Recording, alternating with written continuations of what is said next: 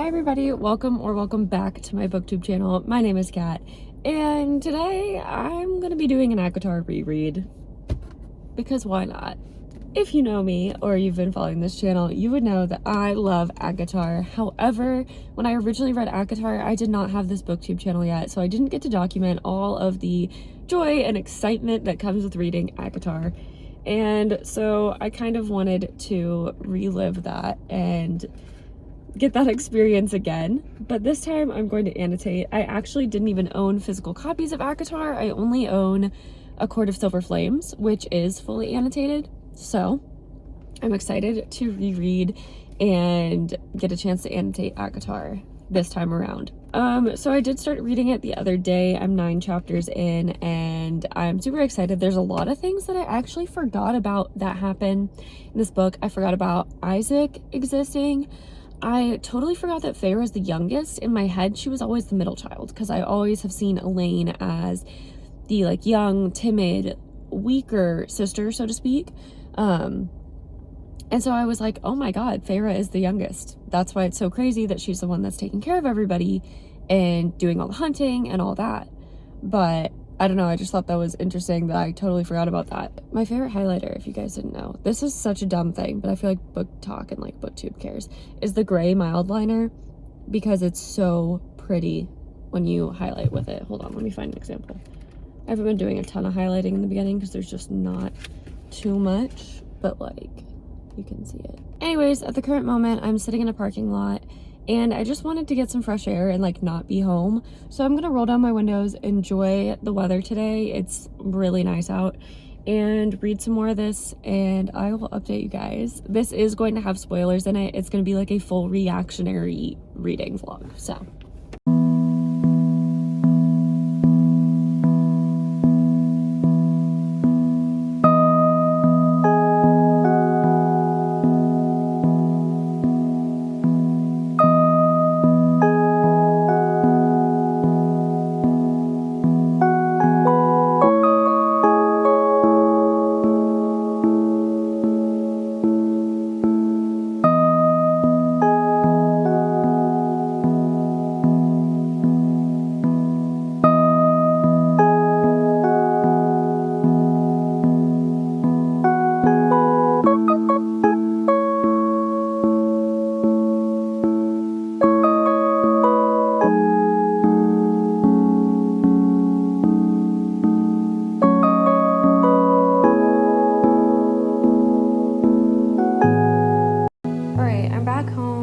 Makeup on, got ready for the day, but I wanted to update you on what's going on.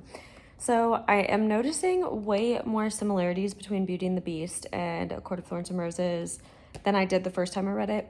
Probably also because I watched Beauty and the Beast recently, and I always knew it was a Beauty and the Beast kind of retelling, but I never noticed as many similarities. But I am in like the healing the hand, like she helps him wrap his wounds, and how he doesn't really say thank you, and it's like awkward, but she can tell that he's grateful, and he comes back and is grateful for it.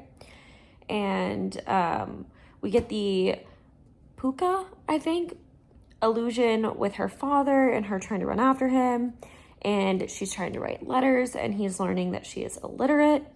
And I feel like that's kind of something that is skimmed over in the remainder of the books. I know obviously at the end of the book there is the big trial where we see her illiteracy coming to a head, but I never like think about it in the later books. But I did see a meme the other day, I'm gonna put it right here because it was really funny, about like Feyre not being able to read and then becoming like the ruler of the universe like 3 months later. But yeah, still loving it, still great. Honestly liking it even more than I did the first time I read it, because I remember the first time I read it, I was texting my friend because she's the one who told me to read it, and I was like, this book is so boring, like nothing is happening. And she was like, just wait, just keep reading. And so now that I know that things are happening, I'm enjoying it way more. I'm also making so many more highlights now that I reached the point where we're discussing the cauldron and like the mural with the maps and everything, because I know that those are things that when I first read it, I was probably like, whatever. And now I'm like, no, I want to know this. So yeah, I'm at chapter 14, page 122, and I'm gonna keep reading. All right, I wanted to check in with you guys and let y'all know what is going on. So you can see, I'm gonna go back and tab the rest of my highlights, but if you know what this highlight is, comment down below. In 3, 2, 1. Obviously.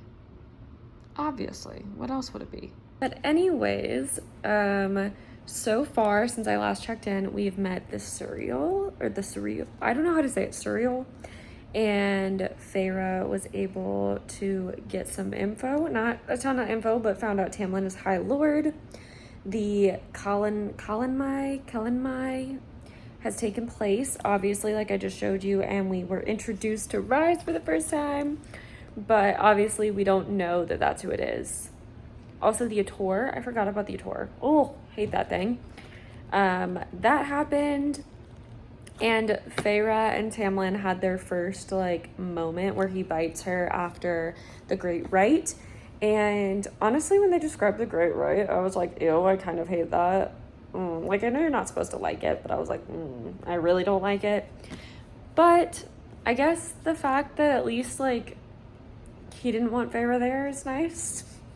I don't know. I'm trying to excuse it because I know that I'm gonna hate Tamlin, so I'm trying to savor liking Tamlin during this book because it's the only opportunity I get to like Tamlin during the series, and I do think that he is just a flawed person who deserves love. You know, like he's doing his bestest, I think. I'm sure when I get into the next 2 books, I'm gonna remember how much I fucking hate him, but for now, I'm gonna enjoy it.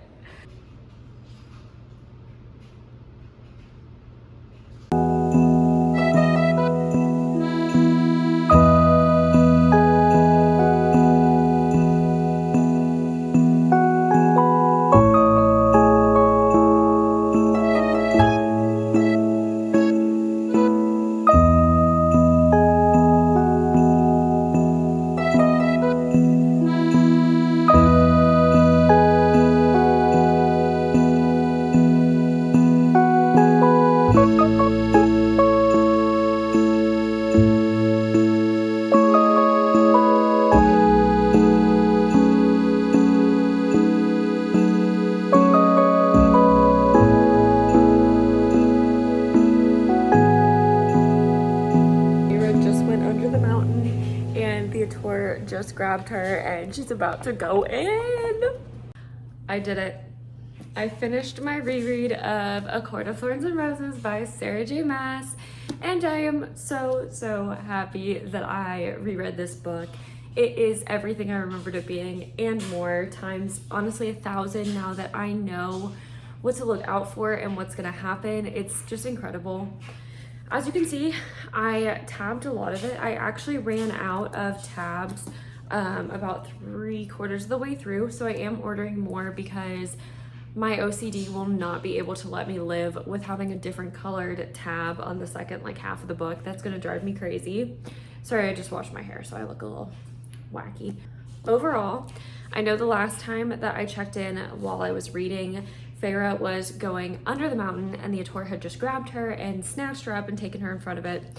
And everybody who reads this book says that when they first hear the riddle, they know for a fact what the answer is. When I tell you, I had no idea. I literally had no idea. And rereading it a second time, I still had no idea. Like, I knew because I read the book before.